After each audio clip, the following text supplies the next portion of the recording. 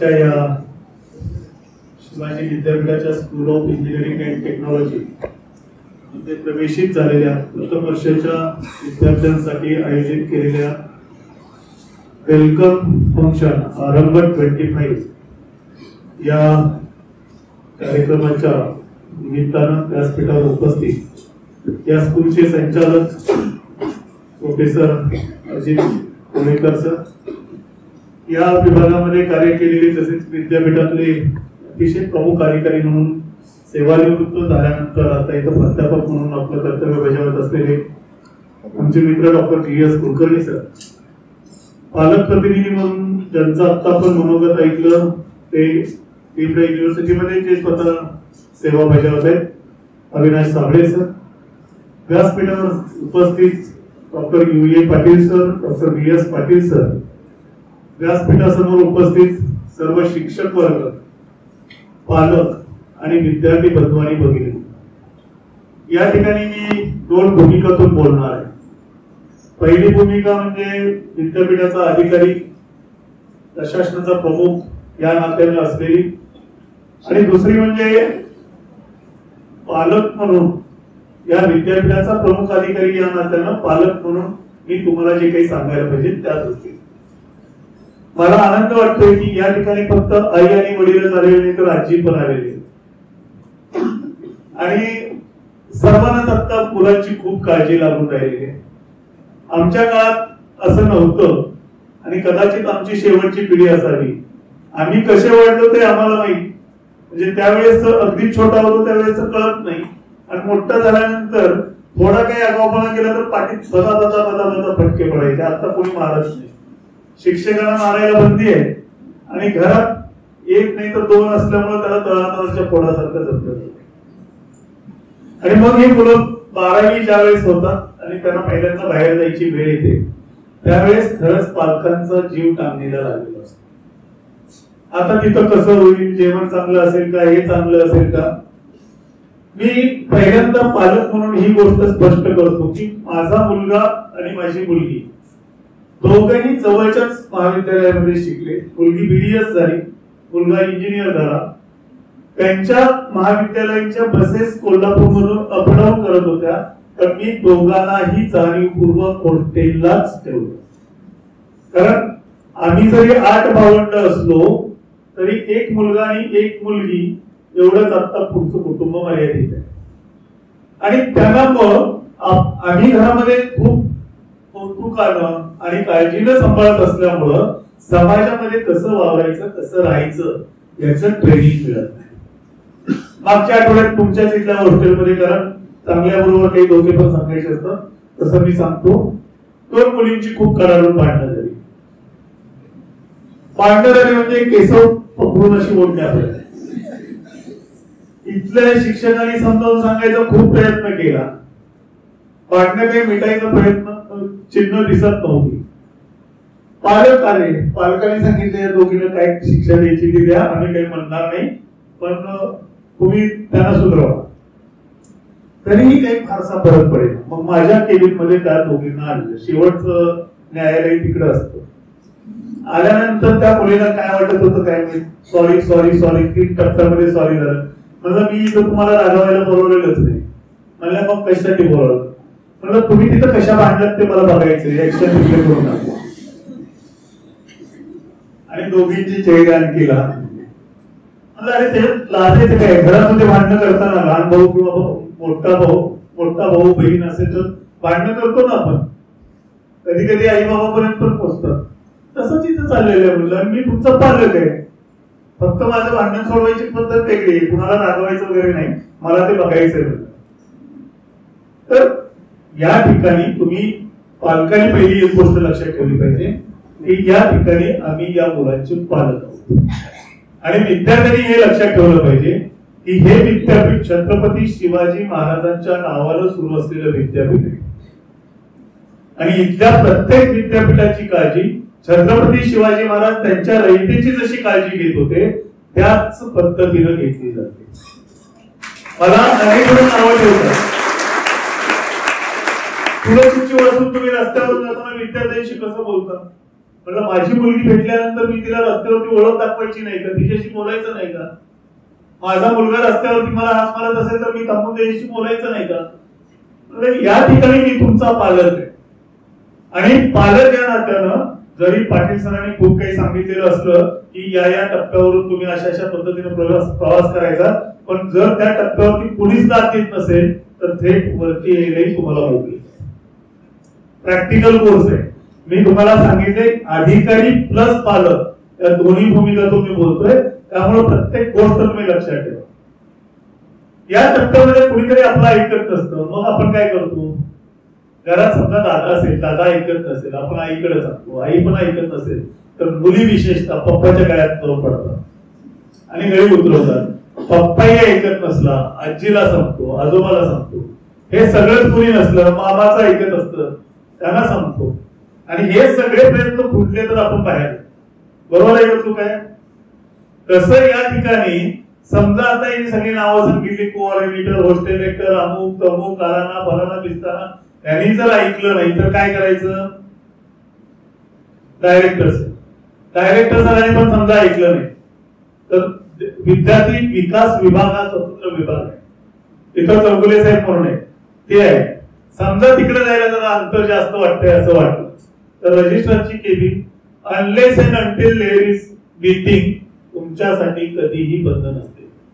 विद्यार्थी आले की त्यांना भेटायला दिलंच जातं, त्यांची तक्रार ऐकून घेतली जाते आणि त्यांचा प्रश्न सोडवायचा प्रयत्न केला जातो, कधीही असं. दुसरी गोष्ट म्हणजे माझे स्वतःच एक नेटवर्क आहे.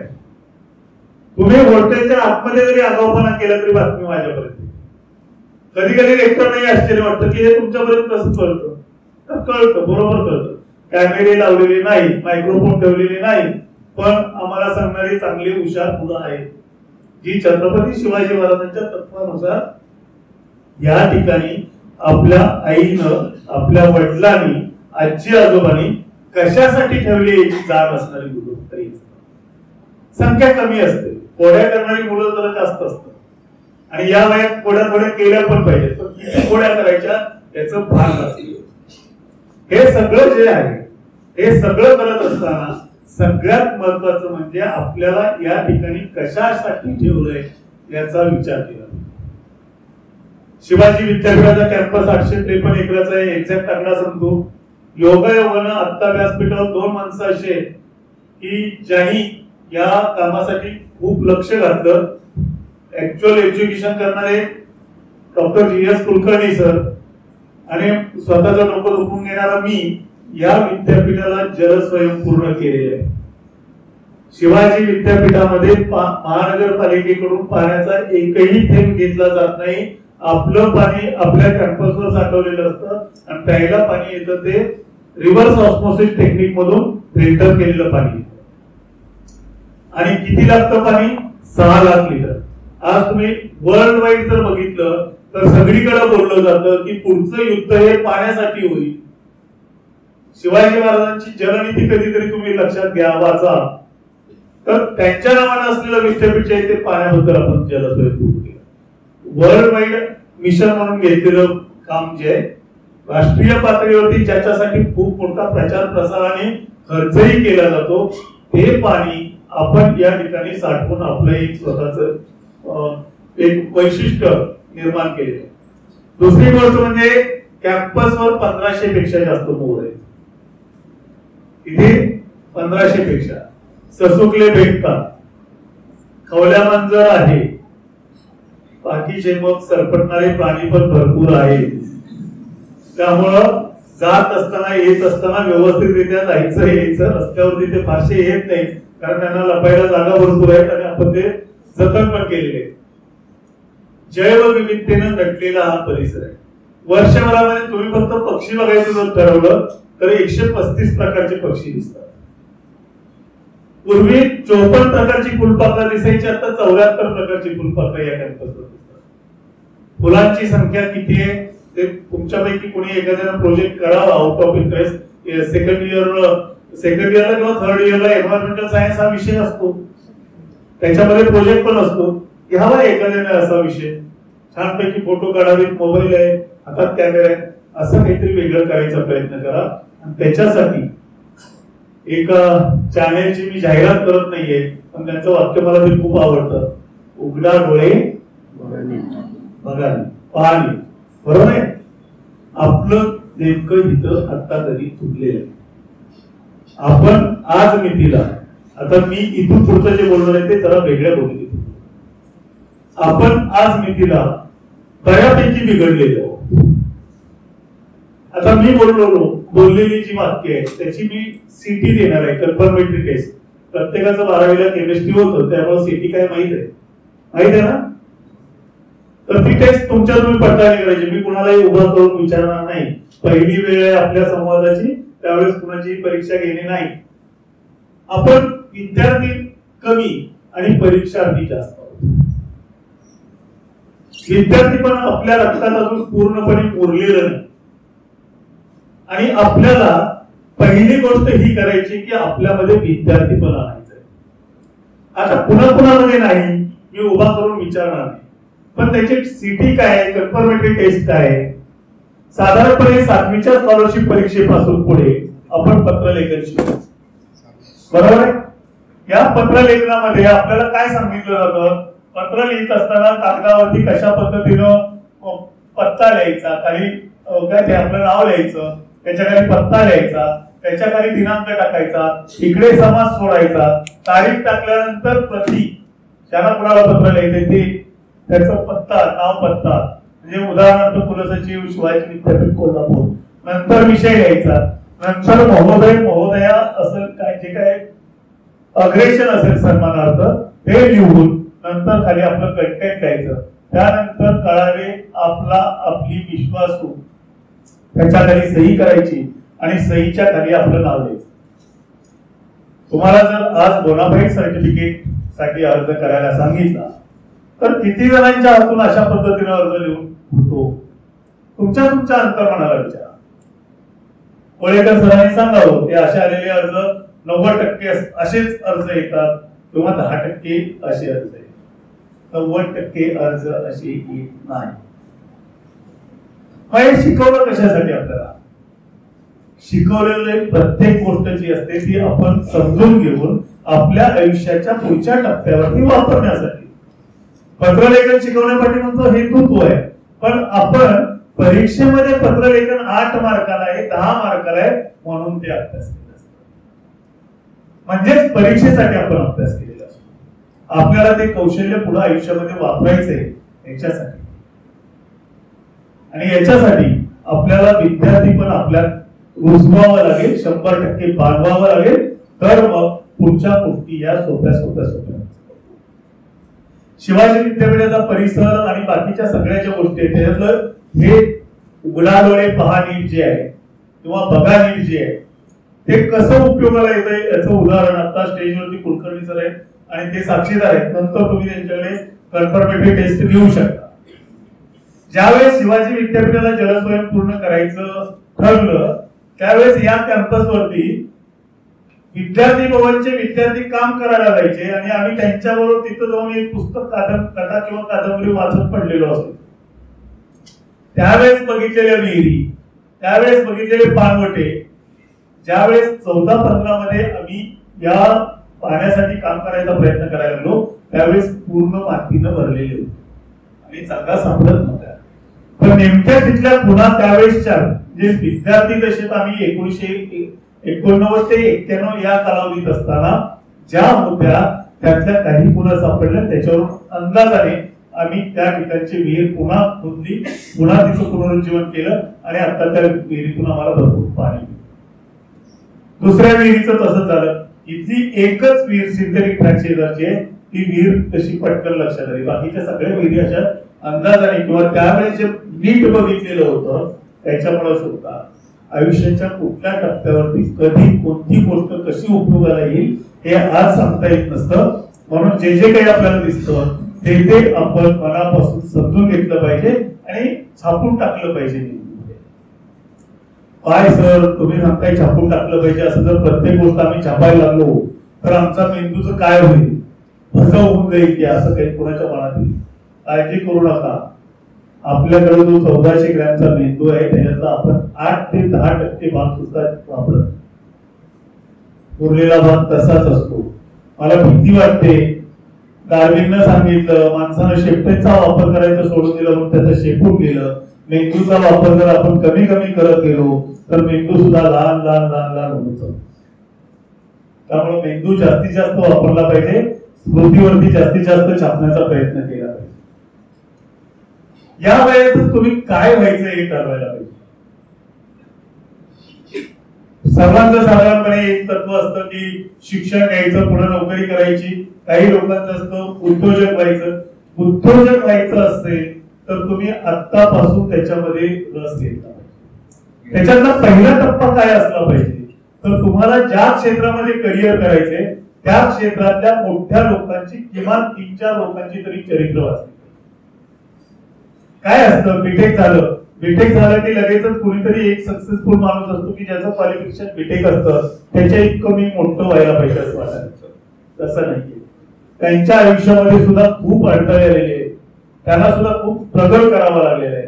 त्यांनी त्या स्ट्रगल मध्ये यशस्वी झालेले आहेत, त्यांनी त्या संकटावरती मात केलेली आहे आणि म्हणून आज ते आपल्याला सक्सेसफुल रूपात दिसतात.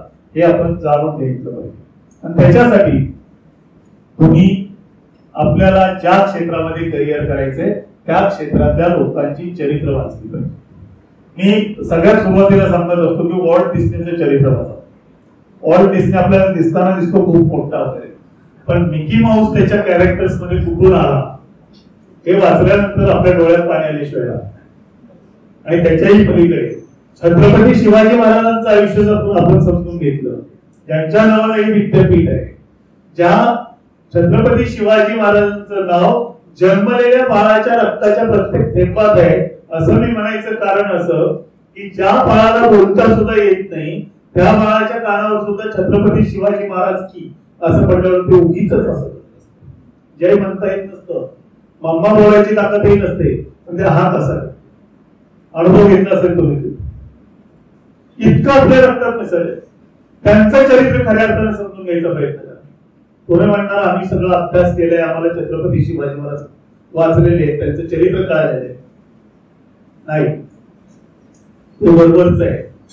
छत्रपती शिवाजी महाराज या नावाबद्दल फक्त आपल्या मनात अस्मिता निर्माण करणार आहे.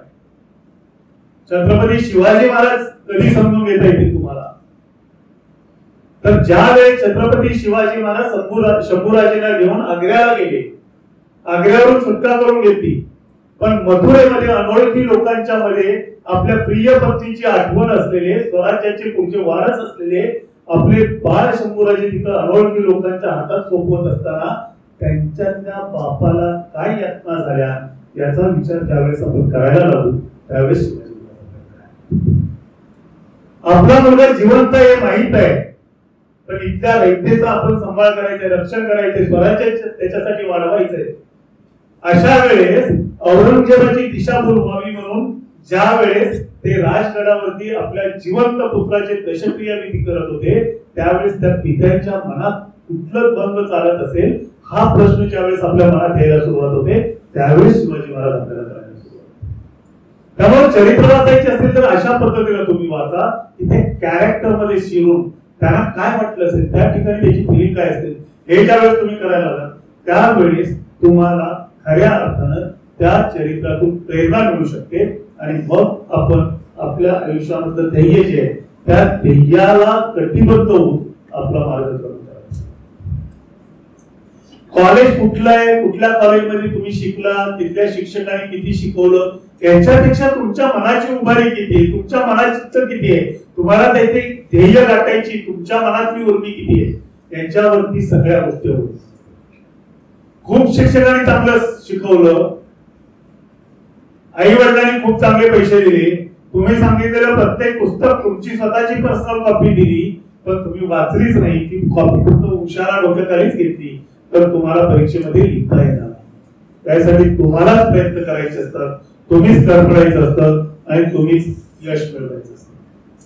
याच्यातला आणखी दुर्दैवाचा भाग मला असा दिसतो की आत्ताची संस्कृती इतकी बिघडलेली, तुम्हाला दोष देत नाहीये मी, घरापासून दारापर्यंत सगळीकडची ही उदाहरण आहे. आणि कॉमन मी उदाहरण सांगतो. समजा आता सरांनी सांगितलं कॅम्पस सुंदर आहे, मी पण इतकं कौतुक करतोय, तुम्हाला भाषा भवनच्या तिथल्या तळ्याच्या ठिकाणी नेलं, काय करू आपण राईट राईट और रॉंग? उत्तर देणार साधं आहे, बरोबर आहे. सेल्फी घेऊन आपण पुढे काय करतो, लगेच व्हॉट्सअप फेसबुक अमुक तमुक स्टेटस टाकतो. टाकल्यानंतर पुढे काय करतो, 5-10 मिनिटं झाली की किती जणांनी बघितलंय, किती जणांनी कॉमेंट केले, हिनं का कॉमेंट दिलेली नाही. अरे तुम्ही तिथलं सौंदर्य बघायला गेला, त्या ठिकाणी आनंद मिळवायला गेला का मी तिथं गेलो हे जगाला सांगायला गेलो? हा फरक पडलेला आहे, हा फरक पडलेला आहे. ते आपल्याला टाळायचंय. आपल्याला कुणाला दाखवण्यासाठी एखादी गोष्ट करायची नाही, तर आपल्याला स्वतःच्या आयुष्यामध्ये यशस्वी होण्यासाठी ही सवय आपल्या अंगात आणायची. की आपल्याला एखाद्या ठिकाणी गेलो तर ती गोष्ट कशी आहे, समजा त्या तळ्यावरती तुम्हाला नेलं, सिव्हिल असो किंवा आणखी कुठल्याही विषयाचं असो, ते तलावाची कॅपॅसिटी किती आहे, त्या तलावामध्ये पाणी किती साठतं, त्या पाण्याचा उपयोग कसा होतो, ते पाणी फिल्टर होऊन जर खाली जात असेल तर मग ते टॅप करून आपण कसं उचलतो, त्याच्या यंत्रणा कधी विकसित झाल्या, हा सगळा इतिहास जो आहे तो हा इतिहास आपण समजून घ्यायचा प्रयत्न केला. ज्या ज्या गोष्टीच्या जवळ आपण जाऊ ती गोष्ट आपण मनापासून समजून घ्यायचा प्रयत्न केला तर खूप चांगलं होऊ शकतं आणि ते करणं खूप गरजेचं आहे. आणखी एक महत्वाचा भाग आहे, या ठिकाणी आलेल्या मुलांच्या मध्ये अपवादाने एखादा किंवा 4-5 बॅच मध्ये एखादाच असं असेल की शेजारचे लोक कुणीतरी येत असते. मला वाटत नाही आता या वर्गामध्ये कुणी असं आहे की घराशेजारी घर आहेत, शेताशेजारी शेत आहे आणि इथं मुलं शिकायला आले आहे असं कुणी नाहीये. इथं शिवाजी विद्यापीठ आहे, त्या ठिकाणी बीटेक अभ्यासक्रम सुरू आहे आणि त्या ठिकाणी आपल्याला आपल्या मेरिटवर प्रवेश मिळालेला आहे म्हणून आपण या ठिकाणी आलो. पूर्वीचे आपले कुठलेही लागेबांधे नाही, पूर्वीचं कुठलंही आपलं शत्रुत्व नाही, बरोबर आहे. तरी सुद्धा असं असतं की एखादा चेहरा बघितला की कशाला दर्शन दिलं असं वाटतं, होतं की नाही तसं?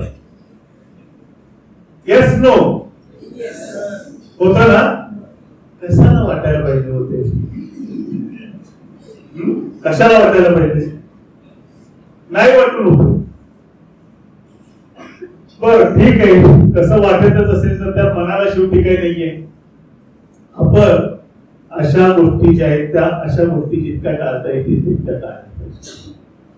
त्याच्याही पलीकडे जाऊ, वेळ हा अत्यंत महत्वाचा आहे, लक्षात. सरांनी सांगितलं फार थोडा वेळ आहे, फक्त 4 वर्ष तुमच्याकडे आहेत. अरे बापरे, 4 वर्ष तुमच्याकडे आहेत. 4 गुणिले 365, 4 गुणिले 365 गुणिले 24 इतके तास गुणिले 60 इतकी मिनिटं, एवढा वेळ आपल्याकडे असताना सर म्हणतायत फार कमी वेळ.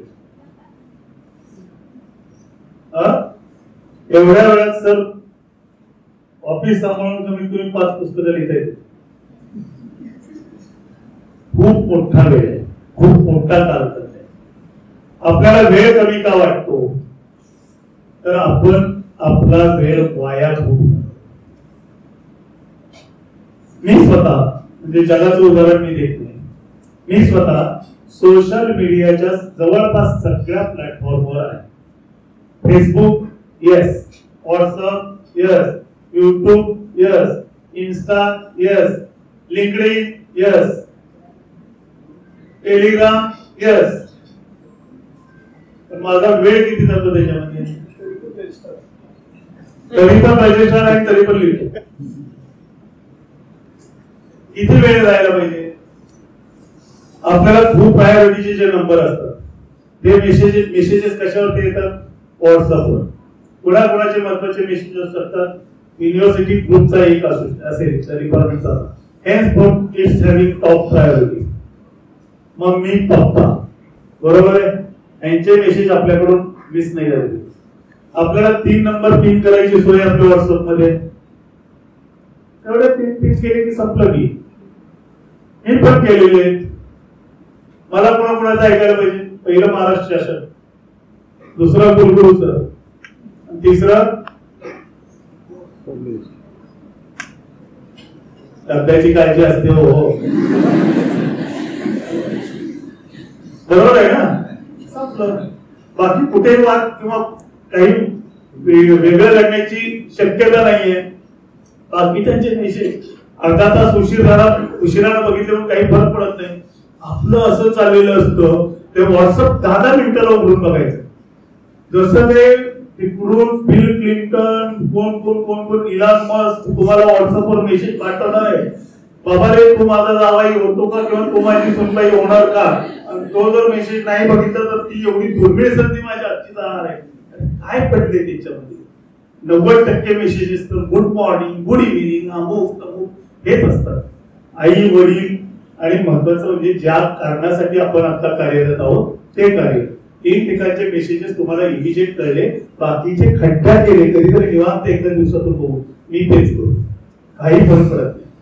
बाकीचे सोशल मीडियाचे प्लॅटफॉर्म आहेत मला जगाला काय सांगायचे याच्यासाठी वापर. जग मला काय सांगते हे ऐकण्यासाठी मी नाही. मला कुणी सांगितलेलं ऐकलं पाहिजे. आई वडील म्हणजे तुमच्या भूमिकेतून मी बोलतो. आई वडील आणि शिक्षण बरोबर हे तिघं सोडून बाकीचे काय बोलत काय देणं घेणं पडलंय मला जाऊ देत ना. नंतर निवांत तरी अगदीच कंटाळा आलेला असेल त्यावेळेस राहतात असं बघून टाकू सगळे. हे लक्षात घेतलं पाहिजे. हा एक पार्ट की सोशल मीडियाचा वापर हा आपण अत्यंत विवेकानं केला. त्याच्यातही माझा युट्यूबवर जाणारा युट्यूब बघण्यासाठी जाणारा वेळ किती माहिती आहे? आठवड्याला 32 आवर्स. तुमच्यापेक्षा जास्त. मी कुठले व्हिडिओ बघतो? सायन्स अँड टेक्नॉलॉजी मध्ये कुठल्या डेव्हलपमेंट होत आहे? हवामान आत्ताच्या घडीला एवढं जे बदललेलं आहे ते का बदललेलं आहे?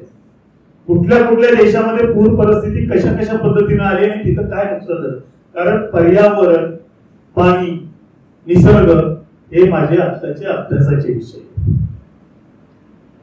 हे माझ्यासारखा ज्याची गाडी उतरणीला लागली तो माणूस करत असेल तर you all are young peoples आणि तुम्ही काय करायला पाहिजे तेच पकडलं पाहिजे.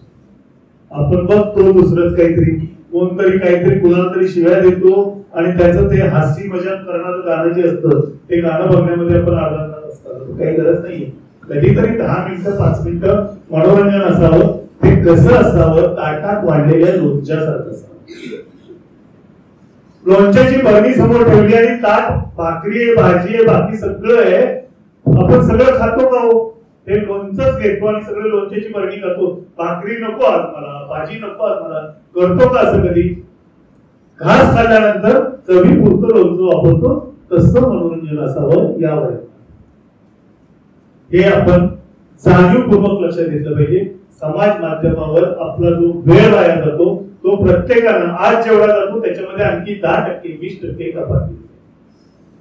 आणि पहिला पार्ट मी एक अगोदर बोललेलो होतो त्याच्याशी जोडून दुसरा पार्ट. आपल्याला कधीतरी कुणाचा तरी चेहरा आवडत नाही वगैरे असं उगीच होत असतं काही कारण नसतं. त्याच्या अगोदर कधी बघितलेलाही नसतो चेहरा. मुळात ती भावना येणं हेच गैर आहे. आणि समजा चुकून येतच असेल इमिजिएट तर ती कशी कमी करता येईल याचे त्यांनी प्रयत्न करावे. नंतर होतं न्यूट्रलाइज. पण त्याच्या पलीकडे जाऊन ज्यांच्याशी आपल्या वेगवेगळे जुळतात त्या मुलांच्या बरोबर आपण चर्चा करायला सुरुवात करतो. हे कसं आहे तो कसा आहे ते त्यांना असं करायला नको होतं तिनं असं करायला नको होतं. काय गरज पडली आपल्याला? त्याच्या पलीकडे आता इथं काही मम्मी पप्पा पण आलेले असतील तरी मी उघड बोलतोय. आत्याचं मम्मीचं थोडं पटत नसलं तर इथं आलेली मुलगी ज्यावेळेस आईशी बोलत असते त्यावेळेस आई तिकडून सांगते आत्यानी तुझी. इकडून मुलगी बोलते कशाला आली? काहीतरी गरज पडली असेल तिला. काय करायचंय तुला? तू कमवून त्या मम्मीला किंवा पप्पाला देणार आहे का ज्याच्यामधून त्या आत्याची गरज भागायची? त्यांची जी मोठी माणसं आहेत त्यांचे व्यवहार सांभाळतील पण त्या गोष्टीमध्ये आपलं लक्ष असतं. आणि इकडे वर्गातल्या मुला मुलींच्या वरती सुद्धा आपण चर्चेमध्ये निष्कारण वेळ लावतो आणि हे अतिशय वाईट आणि घातक. नेहमी मी विद्यार्थ्यांच्या पुढे बोलत असताना एक वाक्य सांगत असतो that is not of mind.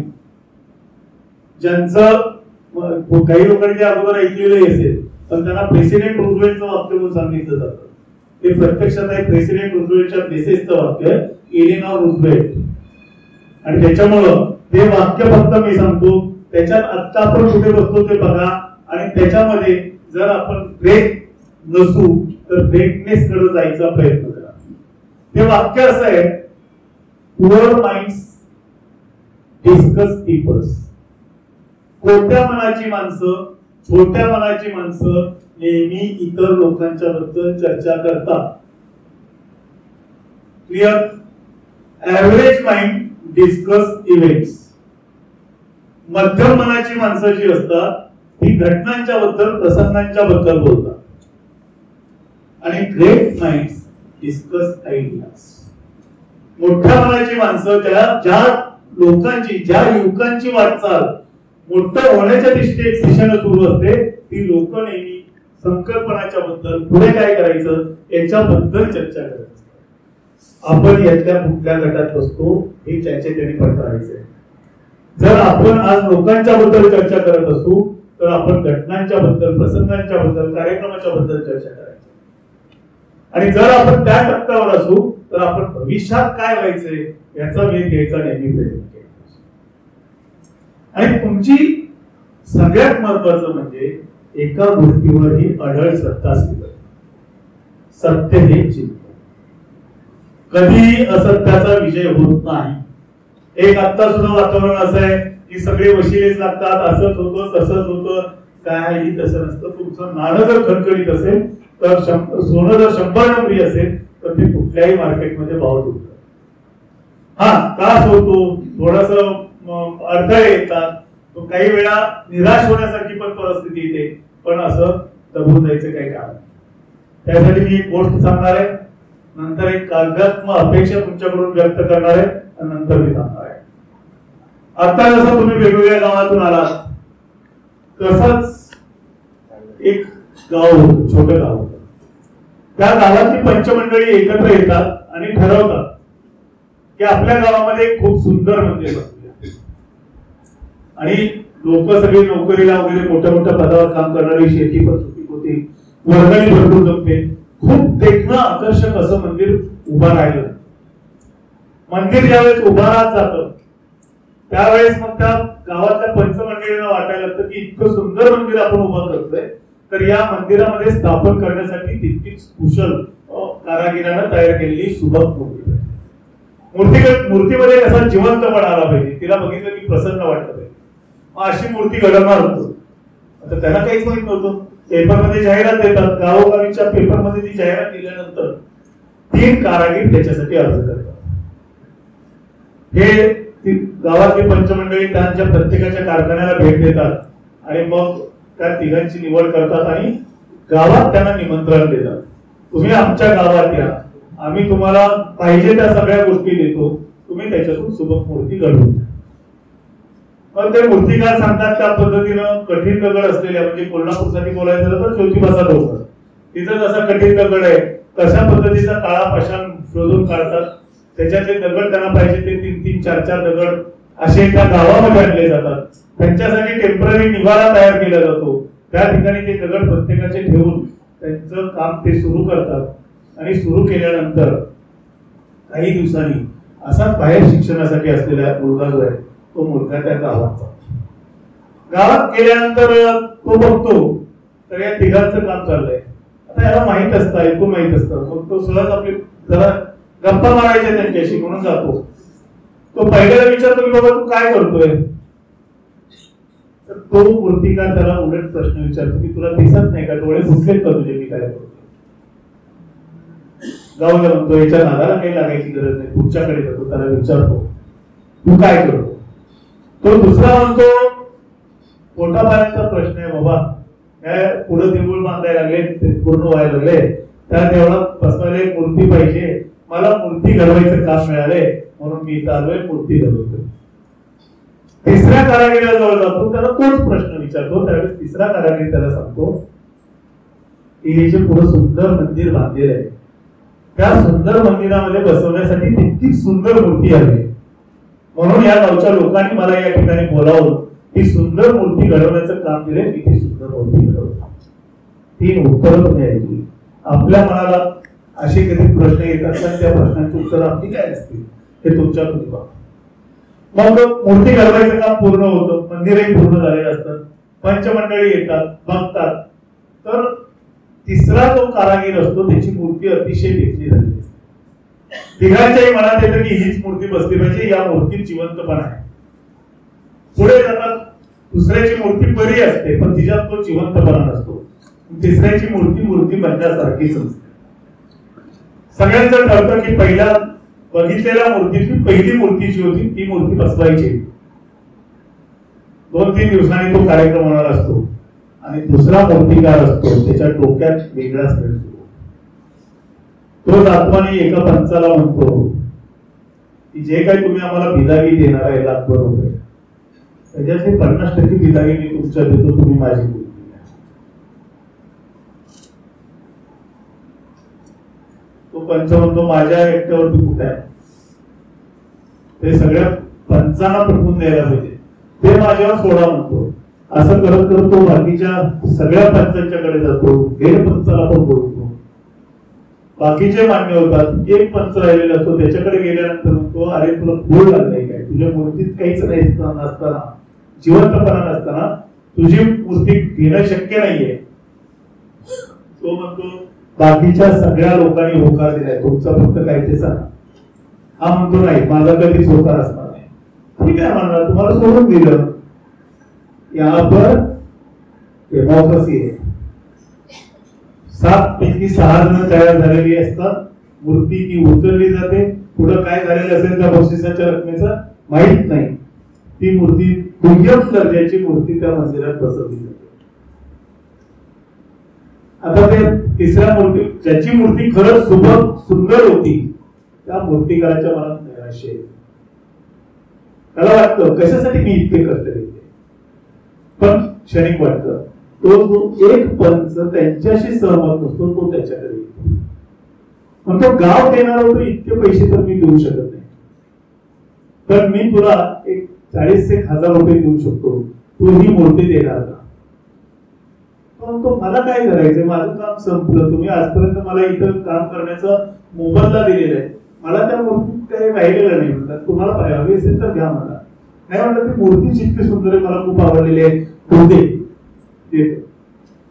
नंतर तो तिथून ती मूर्ती गाडीत रचत असताना त्याच्या लक्षात येतं की तिथं 3-4 दगड पडलेले. तो विचारतो हे दगड कसले आहेत, तर त्याची एक कथा आहे. तर ती कथा असू दे, पण हे दगड तुला नको असले तर घेऊ का? घ्या, मला काहीच देणं नाही, मी आता काय आज संध्याकाळी तर इथून निघणार.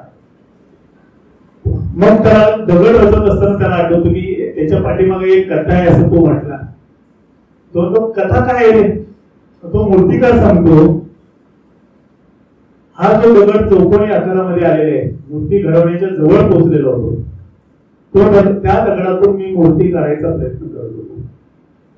आणि त्या स्टेजला गेल्यानंतर म्हणजे त्याला आकार दिल्यानंतर त्या दगडातून मला आवाज आला की तू माझ्यावर टाकीचे घाव घालायचे थांबव. मी म्हटलं का? अरे तुझ्यातून सुंदर मूर्ती घडवायची, तर मूर्ती घडवताना तुला हे घाव सहन करावे लागतील, त्याच्याशिवाय तुझ्यातून मूर्ती कशी मी बाहेर काढणार.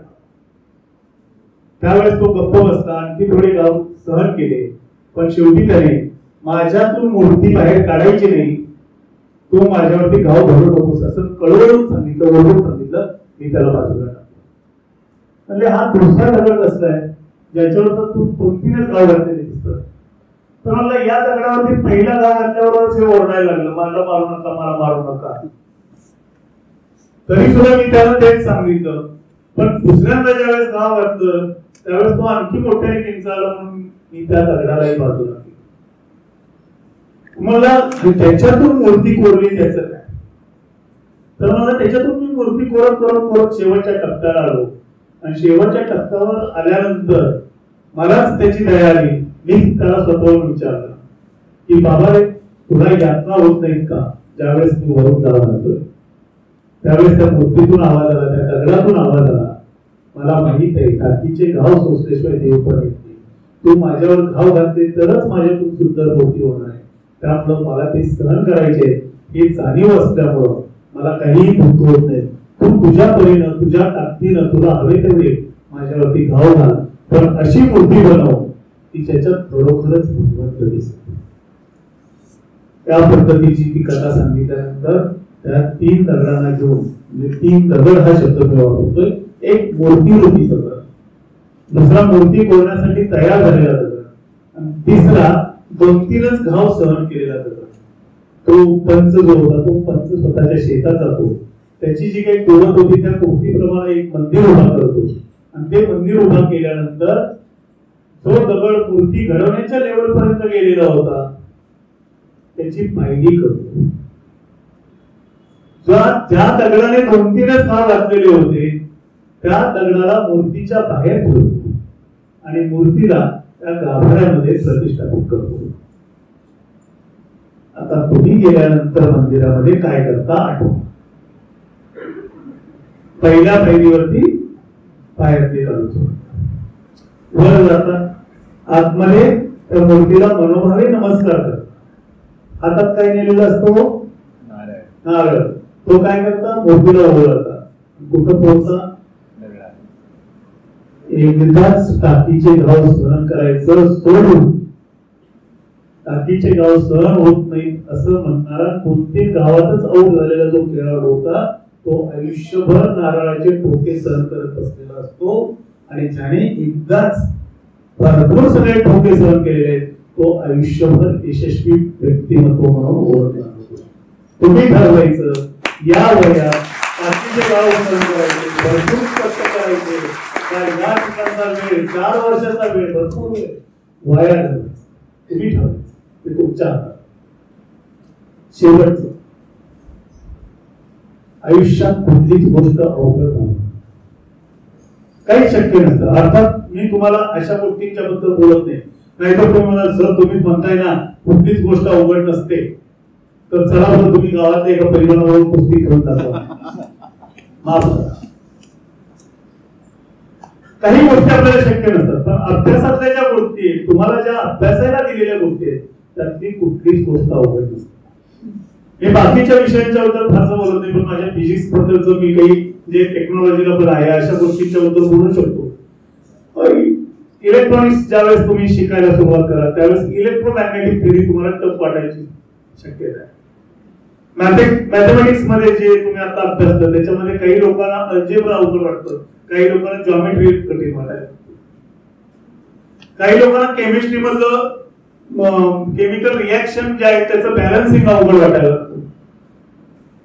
अवघड काहीच नसतं, जे दिलेलं आहे ते तुमचं वयोगट निश्चित करून तुम्हाला ज्या सगळ्या गोष्टी जमू शकतात त्या गोष्टी दिलेल्या असतात. मात्र आपली चूक काय होते, तर आपण अवघड विषय तो करू पुन्हा म्हणून बाजूला ठेवत जातो, त्याच्यामध्ये एक दिवस जातो आणि एक दिवस गेल्यानंतर 4 वर्ष खरंच छोटी होतात. हे टाळायचं असेल तर अवघड विषय जे आहेत त्याचा अभ्यास सुरुवातीपासून केला पाहिजे. कधीही मागे ठेवू, पहिल्या दिवसापासून त्या विषयाच्या पाठीमागे हात धुवून लागायचा. तो विषय शेवटी तुमचा आवडता विषय झाल्याशिवाय अवघड विषय हा तुमचा अतिशय आवडता विषय झाल्याशिवाय राहत नाही, आणि त्या दृष्टीने तुम्ही प्रयत्न केला. आई, वडील आणि खरे शिक्षक हेच जगात फक्त तुमचे हितचिंतक असतात. ते कधीही तुमचं वाईट कधीही चिंतू शकत नाही. आई म्हणजे आईची आई सुद्धा त्याच्यात येते, नाहीतर म्हणाला आई म्हणजे फक्त आईच आजी नाही, तसं नाही. आईची आई ही पहिल्याच आई आहे, ही मूळ आई आहे. ही जी मंडळी असतात तीच तुमचं शुभचिंतक असतात. त्यांनी समजा कधीतरी तुम्हाला रागावले, कधीतरी ओरडले, ह्या तुमच्या वयात आता तुम्ही त्या बॉर्डरवर आहात. आणखी 2 वर्षानंतर 3 वर्षानंतर जी मॅच्युरिटी आहे ती आत्ताच्या घटकेला नसते. आता कधीतरी तुमच्यातला किंवा मुलांच्या मधला सुद्धा तुम्हाला काय कळतंय, आईला सुद्धा तुला काय कळतंय असं म्हणत असतो आपण. 3 एज आहे, त्या 3 एजच्या तुम्ही आता बॉर्डरवर आहात, ते क्रॉस करून तुम्ही नंतर मॅच्युअर होणार. पण आत्ताच्या घटकेलाच ते तुम्ही लक्षात घ्या की ही 3 माणसं जे ही माणसं कधी कधी त्यांच्या अभ्यासामुळं त्यांच्याकडे त्या गोष्टीची माहिती नसल्यामुळं एखाद्या गोष्टीमध्ये चुकीचं बोललेले असते तरी सुद्धा ते तुमच्या भल्यासाठीच बोलत असतात. हे लक्षात ठेवून कुठल्याही विषयाचा अभ्यास न सोडता प्रत्येक विषय समोरून अभ्यास करून कॅम्पसवर जी जी गोष्ट दिसेल, समाजामध्ये जी जी गोष्ट दिसेल, त्या गोष्टीचा अभ्यास होऊन तुम्ही एक विवेकी नागरिक बनावं आणि या ठिकाणच्या 4 वर्षामध्ये तुम्ही काय करावं. तर आता मी बोललो तसंच त्याच गोष्टीपासून सुरू करतो. अवघड किंवा कठीण असतं ते सोपं करावं. अवघड किंवा कठीण असतं ते सोपं करावं. जे सोपं असतं ते सहज करावं. अवघड किंवा कठीण असतं ते सोपं करावं. जे सोपं असतं ते सहज करावं. जे सहज करता येतं ते सुंदर करावं. जे सहज करता येतं ते सुंदर करावं. जे सुंदर करता येतं ते जतन करावं. जतन केलेलं योग्य ठिकाणी वापरावं, योग्य वेळी वापरावं आणि हेच सूत्र जपत तुम्ही तुमच्या आयुष्यात यशस्वी व्हावं. तुम्ही इतकं मोठं व्हावं की तुमच्या यशासाठी टाळ्या वाजवायचं सौभाग्य आम्हाला मिळावं. एवढी एक नम्र अपेक्षा व्यक्त करू. या आम्ही तुमचे पालक या भूमिकेत असू. अधिकाऱ्याच्या तोऱ्यापेक्षा आमच्यामध्ये पालकांचं महत्व जास्त असेल याची काळजी घेऊ. कुठल्याही अडचणीसाठी विद्यार्थ्यांना आमचे दरवाजे 24 तास खुले राहतील हे तुम्ही लक्षात ठेवून इथला तुमचा प्रत्येक दिवस, प्रत्येक क्षण आनंदाने अनुभवावा, आनंदाने जगावा आणि त्याच्यातच तुम्हाला तुमच्या भावी आयुष्यासाठीची पूर्ण शक्ती, पूर्ण ताकद मिळावी अशा शुभेच्छा देऊन या ठिकाणी मला बोलावल्याबद्दल संयोजकांचे आभार मानतो. तुम्ही शांतपणे ऐकून घेतलं त्याबद्दल तुमचेही मनपूर्वक आभार मानून मी सांगतो. जय हिंद, जय महाराष्ट्र.